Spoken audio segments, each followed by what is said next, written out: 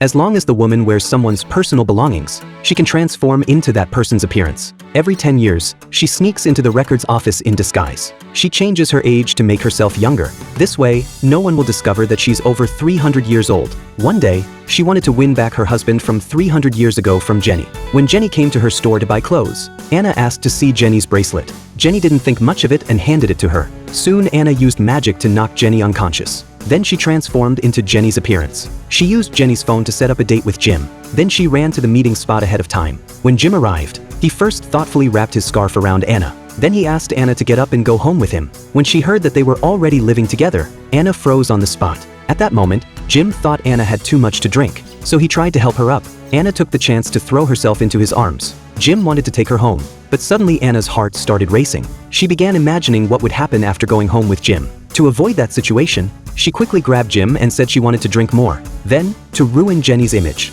Anna started acting crazy drunk in the bar. First, she spit on the floor, then she stepped on it with her foot. Ignoring Jim's attempts to stop her, she lined up a row of chairs next to a table. Then she lay down on them and fell asleep. Just when she thought Jim would be disgusted with her, Jim came over and adjusted her clothes. Then he picked her up in his arms. At the same time, Leah went to Anna's clothing store. She suddenly found Jenny passed out on the sofa, so she quickly called Jim.